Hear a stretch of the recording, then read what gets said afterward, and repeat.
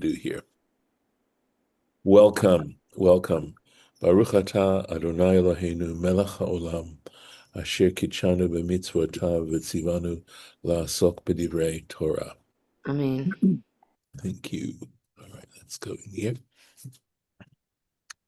So we are dealing with something called arachim, and I copied a table from the Mishnah edition, the Art Scroll Mishnah edition, of the table of the various arachim. These are the evaluations that the Torah is going to give us in just a moment, but I thought it might be helpful to let you see it sort of as a table, right? And the point about this, we learned yesterday that there are two types of evaluations. One is called arachim, the one that we've just mentioned, and one is called damim. And we're talking about the arachim, the erech of a person, which is this fixed evaluation. Here, Rashi will tell us a little bit more about it, right? And this has to do with donating this amount to the temple treasury. That if a person wanted to symbolically do this, they could. And so it depended on male or female, you can see that, and the age. And and the damim, that was the other kind of evaluation, had to do with the actual value of the person, were they to be sold in the slave market, what their value would be. And that, of course, would vary. But here it made no difference in this particular case. Except in terms of gender and age. So here we are. 1 month to 5 years, 5 shkalim. Younger than a month wouldn't count at all. That, I believe, even to this day, is understood as a neonate. And at that point, the life of that newborn child is more in question, or I'm probably thinking of the wrong word, but it's not as viable as once the child becomes a month old and it's clear that the child is viable. So look at that. And from 5 to 20 years, 20 shkalim. From 20 to 60 years, 50 shkalim. This is for males. And over 60 years, 15. It reduces again, right? And look at this for female, 1 to 5 years, 3, 10, 30, and then down to 10. And okay. Again, Rashi will make some comments about the fact that here, when it came to the older year, we see that the reduction isn't as significant. And now I will increase the page so that you can see it. I'm afraid when I copied the page, I didn't realize this was going to happen, but it did. So whatever. So now I'm going to have to go here and increase the size of the page for you. So here we are. So here it's talking about the erech. The Torah is talking about the erech. V'haya erk'cha hazachar. So it shall be the valuation of a male, mibin isrim shana, from 20 years old, v'ad ben shishim shana, to 60 years old. V'haya erk'cha, and the erech, the value, chamishim shekel, will be 50 shekels. Kesef, of silver, b'shekel hakodesh, this is a specific kind of shekel, the sanctuary, I would say, the sanctuary shekel. Let's take a look at Rashi. So, v'haya erk'cha, right? Ein erech zeh. So when it says if the value, right, erech, the value, zeh, lashon damim. So here we have this word damim.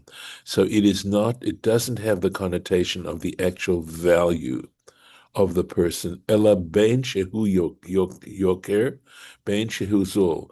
But whether or not this person, were he to be evaluated on the slave market, were expensive, or whether he were less expensive, kefi shanav u ha'erech, right? So it is according to his years, is his value, hakatsuv alav, which is established for him, but parshazu, in this particular parsha. So just as we've mentioned. Now, this word erk'cha, Rashi's going to comment on them. He says kamo erech. It's as if it were just written erech, without the cha. The cha, of course, we noted this yesterday, is the pronominal suffix that means you, right? So it could have just read V'haya erech hazachar, right? It would have made total sense to say that the value of the male without this cha.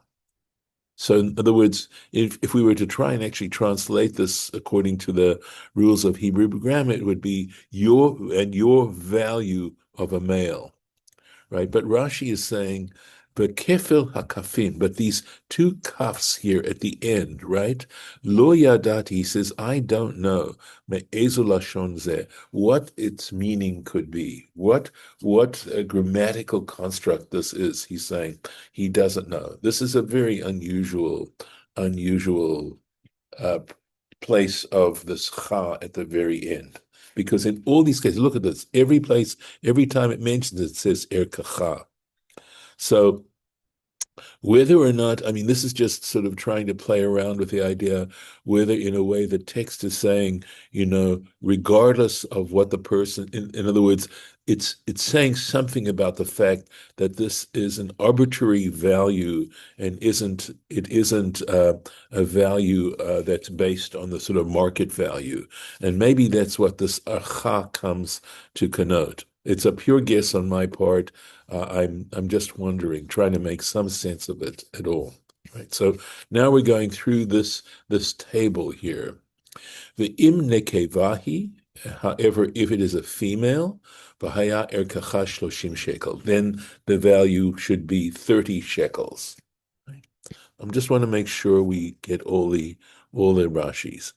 Ve'im bimin chamesh shanim v'ad ben 20 shana, and if the child is from 5 years to 20 years, v'haya erk'cha hazachar, and the value of the male 20 shkalim shall be 20 shekels, v'lakeva 10 shkalim, and for a female 10 shekels. There is a Rashi on this. Ve'im mi ben chamesh shanim. So he says, and if from 5 years oldward. And what he's saying is, and possibly because it says erkacha, your evaluation, meaning as if, because a person is saying, I want to take my erech and donate it to the temple, right? He's saying, Lo she'eha noder katan. In this case, we're not talking about the person who's making this vow, who's taking this vow, should be a minor, right? But she'ein b'divrei katan klum, because when a minor takes a vow, there's no legal substance to it at all. So a minor cannot make a legally standing vow.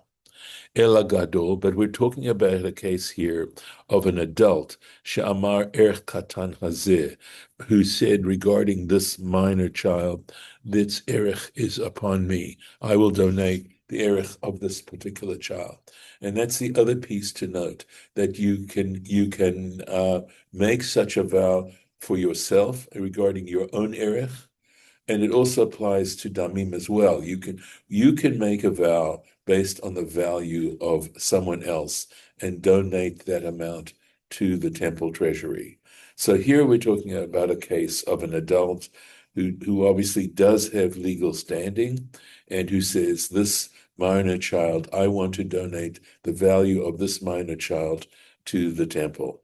And we discussed this briefly yesterday, that this could be a way of honoring the person, and making that donation in that particular way. I think these are just ways in which one tries to draw close to something that is sacred. Right?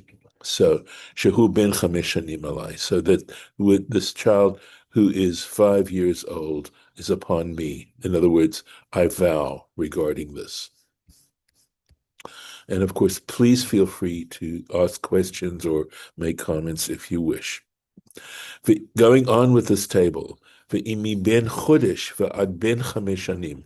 But if this child is from a month to 5 years, v'haya erk'cha hazachar, and the value of the male, chamisha shkalim kasef, should be 5 shekels of silver. V'lenakeva, and for a female erk'cha, the value shloshet shkalim kesed. It should be three shekels.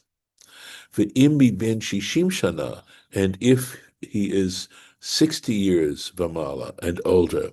Im zachar, if a male, v'haya erk'cha chamisha asar shekel, then the value shall be 15 shekels, v'lenakeva asara shkalim, and for a female, 10 shkalim. Now we know that the value of a regular male, right? Let's see, I think it was, let me go back here, right? So this is right. So we know that it's 50 shekels for a male. This is the maximum, right? When you're 20 years old up to 60 years old. So there it is. Remember, 50 shekels, and for a woman, it is 30 shekels. Right? So, but here Rashi's going to tell us, right? Ve'imi ben shishim shana, and if the person is from 60 years and upwards, keshemagia limei hazikna. So 60 years old is already considered to be entering old age, right? Ha'isha krova lehechashev.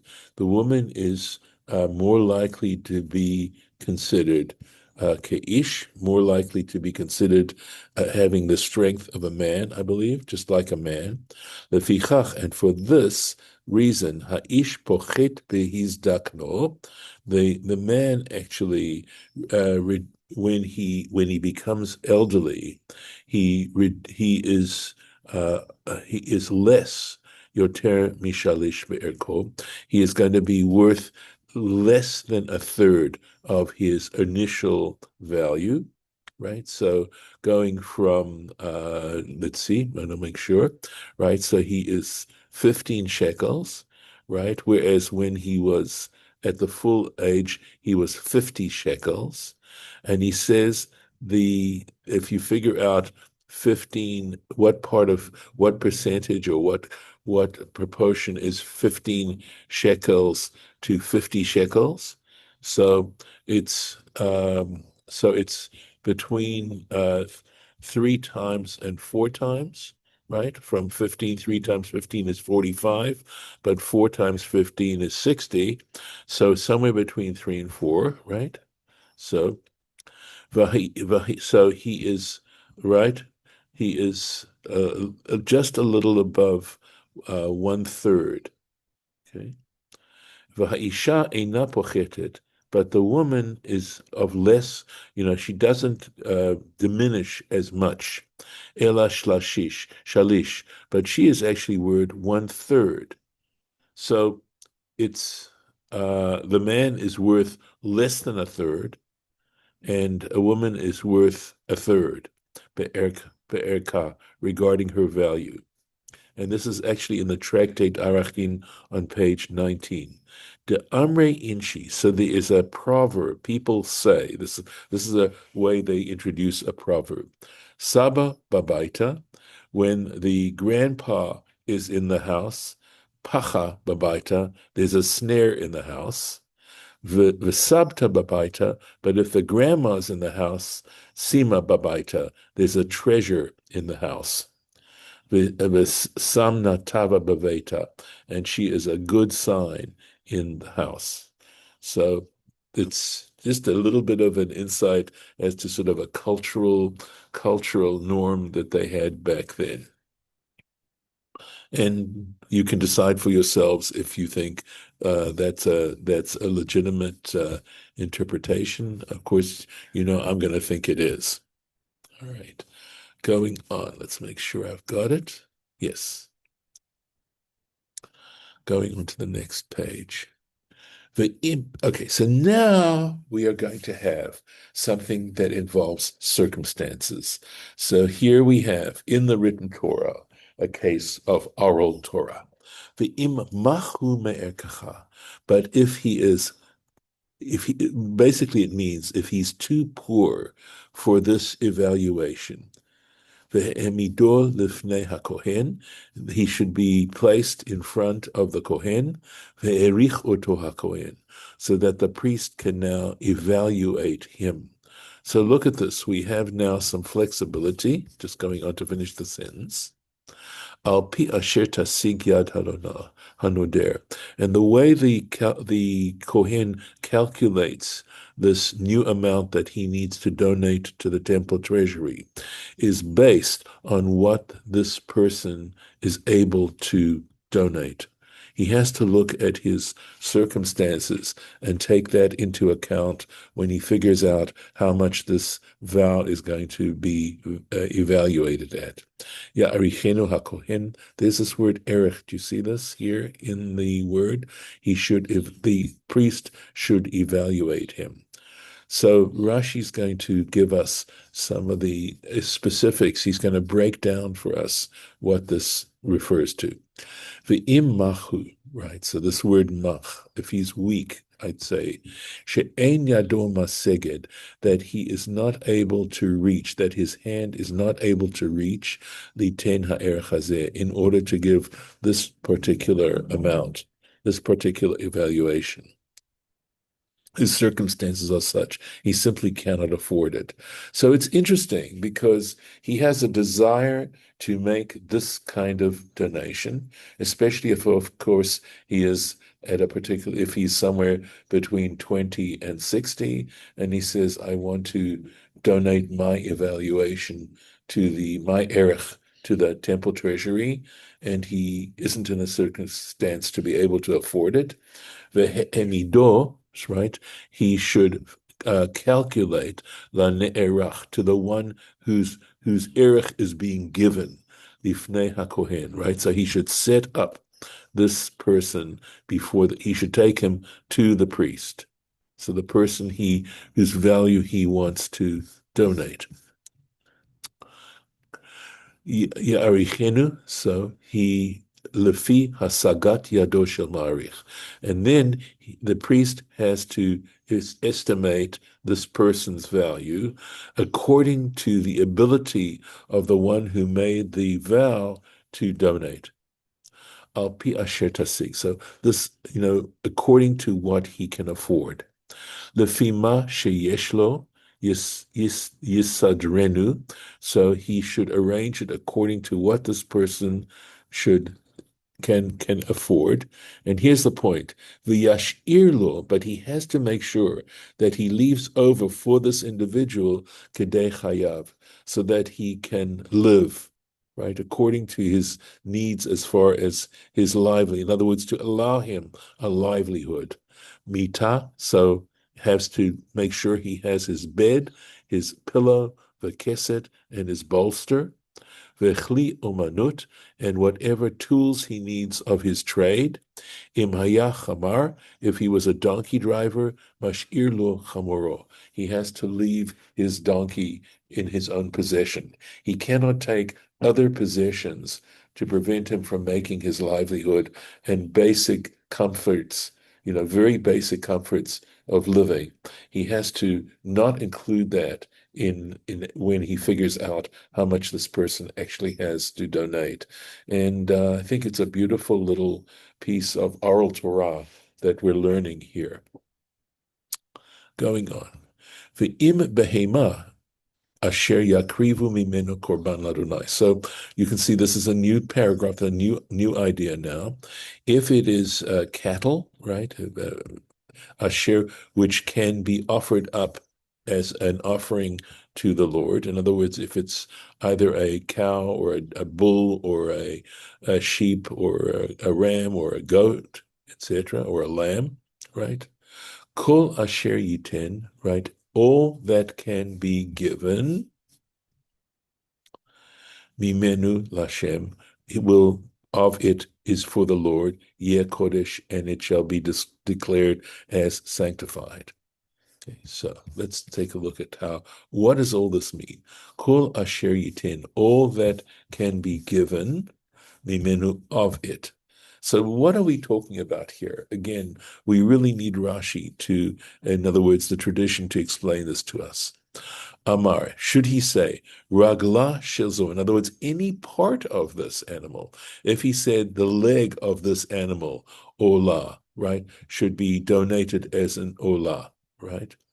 Dvarav kayamim, his words are established. But timaker, and so this animal needs to be sold, the tzorchei olah, to go for the needs of an olah sacrifice. V'dameha chulin, right, and it's the money they get for this animal are non-sanctified, chutz midamei oto ha'ever, with the exception of the money they would get for that particular limb, right? So they have to figure out the overall value of the animal, and then how much if he said he was donating the leg of the animal, they figure the value of the leg, and that money now becomes transferred to the temple to purchase, again, to the temple treasury, to purchase an olah, to go towards the purchase of an olah. Okay, let's make sure I've got it. Lo yachlifenu. I just want to make sure I have everything because I think it talks about something. Right. Okay. Very good. Go on. Lo yachlifenu. He should not exchange it. In other words, once he's designated this animal, he can't exchange it for another animal. Velo yamirato, and he shouldn't try to he shouldn't exchange it, and he shouldn't, I think, transfer it or something like that. In other words, change it. Tov bara, a good animal for one that is not as good, or ra betov, or an animal that's not as good for a good animal. It doesn't matter which way, whether he wanted to replace one that was worth less for one that was worth more. It doesn't matter. V'im hamer yamir behema behema. However, if he does want to replace one animal with an animal, if he went ahead and did it anyway, and this again is a situation of oral law, right? This kind of circumstance. In other words, the law is he shouldn't do it. But what if he did do it? So then that animal and its replacement, kodesh, they both are considered sanctified.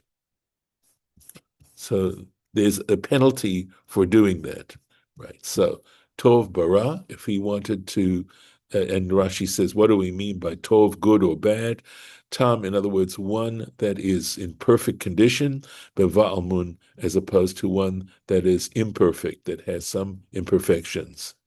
Or ra betov, and the fact that it goes around and says, or one that is imperfect with a perfect animal, and this is from Torah Kohanim. David, you have a question. Yeah, so okay, I can see why you wouldn't want to, you shouldn't replace an animal with of lesser, with Yes. that's with lesser value for the one that, yeah. But I can't see why if you want to replace it with something of more value, that's a problem. I mean, I understand they want it to be symmetrical, but you would think that if a person wanted to replace Right. it with something of more value, that would actually be considered a good thing. And yeah, anyway, so Precisely. That is precisely why the Torah has to tell you this. If it didn't tell you this, you would think that. And so the Torah has basically what the Torah is saying is if you make a commitment, you need to honor the commitment. I think that's the lesson, in a sense, that the Torah is trying to teach. That the words that come out of your mouth, you really need to mean them. And if you're saying, I'm designating this animal, you can't change your mind. Okay, I think that's the point that's being made here. Now, you'll see this is interesting. The fact that you cannot change an animal of less value or an imperfect animal with a perfect animal, right? That's what it said. He says, the kol shechain, he says, even though the Torah doesn't explicitly say this, you can deduce, right?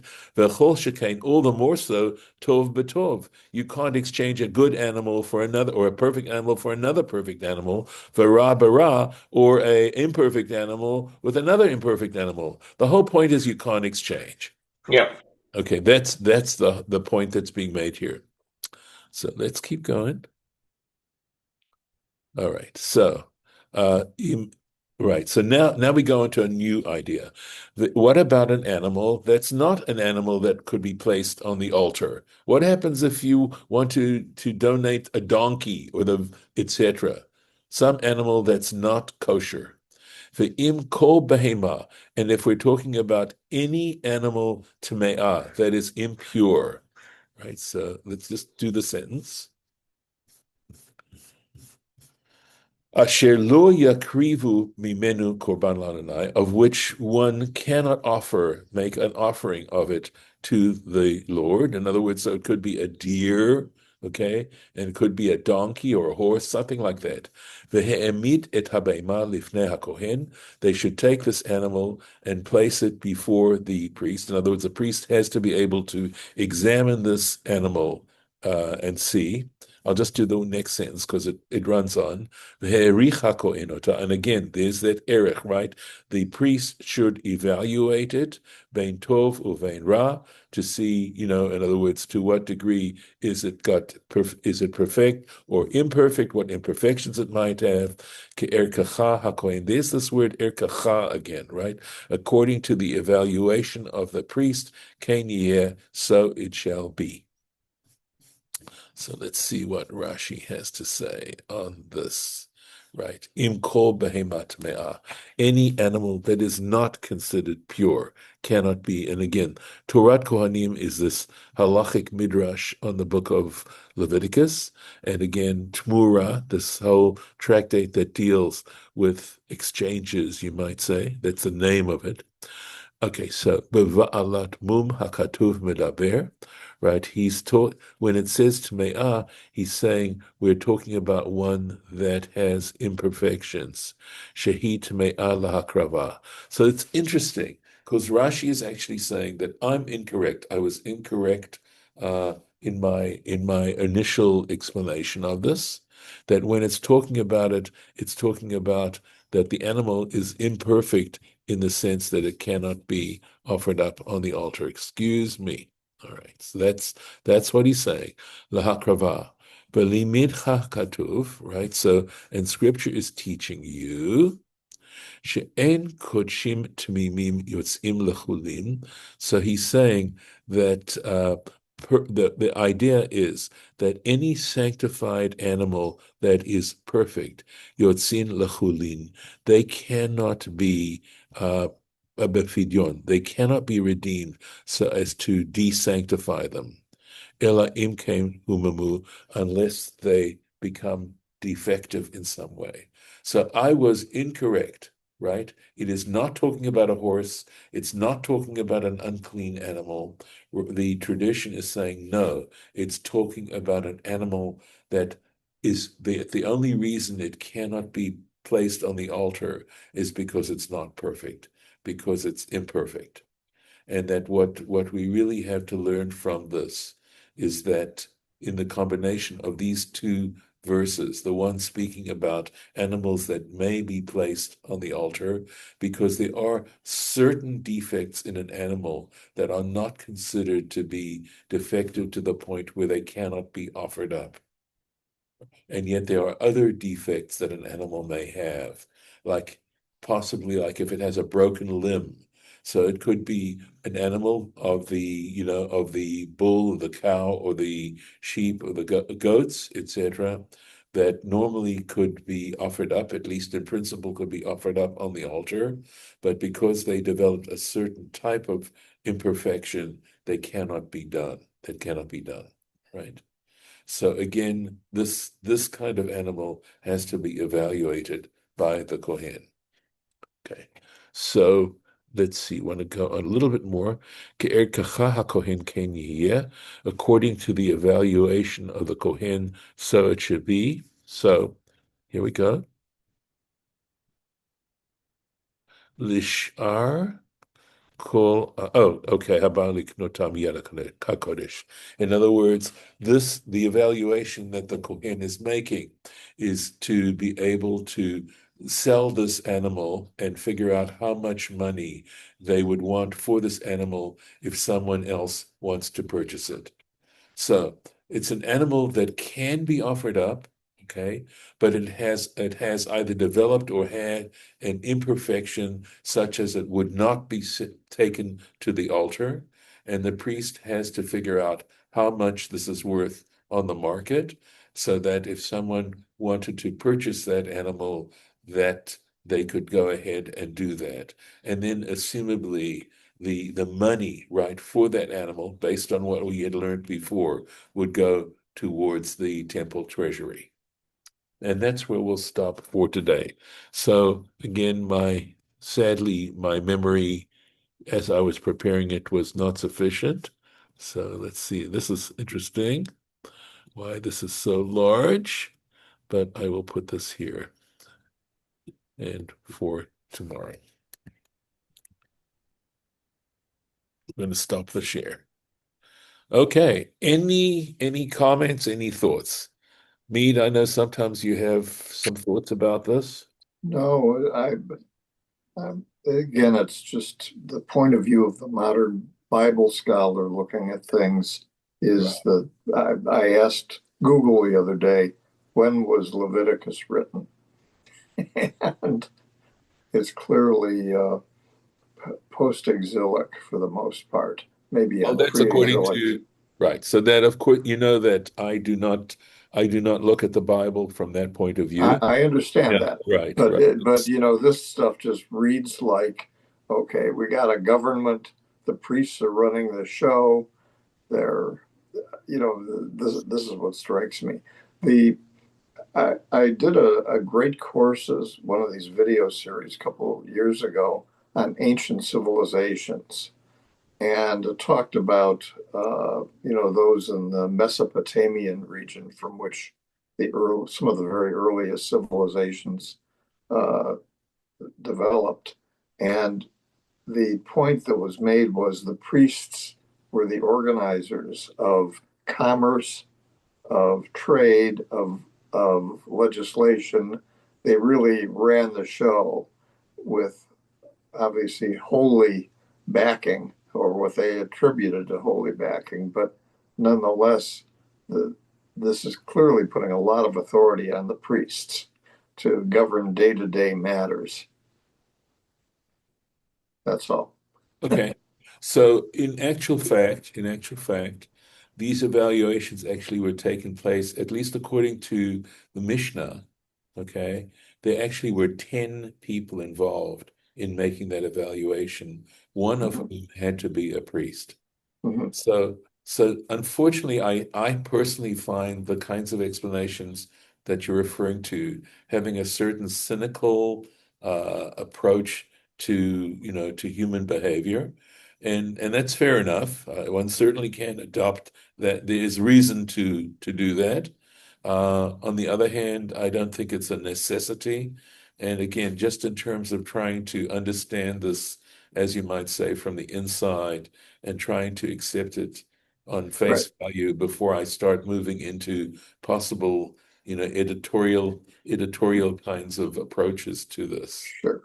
Sure. So, So I mean, so this is I appreciate the fact that you're willing to tolerate my approach to no. this. I mean And that's fine. The explanation and the Rashi are invaluable in terms of interpretation and whatnot, but it still says there was an attempt at running a government or a civilization, and this monetary aspect was very well formulated at a very early stage.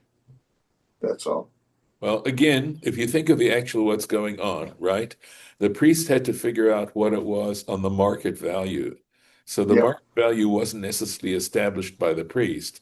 The priest had to have the knowledge of how to figure that out. Well, this is also how society was sort of valuing Right. these And by the individuals. and by the way, someone has to run it. Well, If you yeah. don't have someone running it, you have chaos. No, Yeah.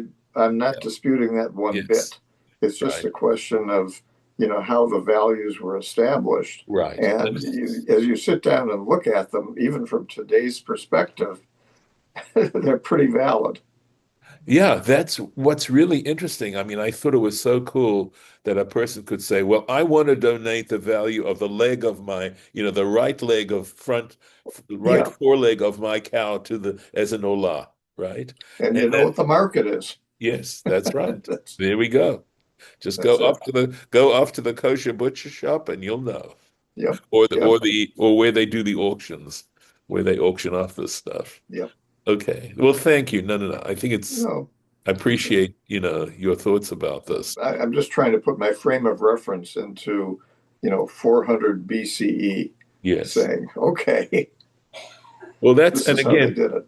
the Yeah, point that you're making is that some of these principles, would apply today as well, right. in terms of fairness and equity and issues such as that. And looking at other civilizations in the area, I'm sure similar Yes. standards were applied. I would not be surprised. Yep. So So, I'm Not if you're stopping. a woman. I'm glad I got that on the recording, Hirsch. okay. Okay, I'm going to stop the recording.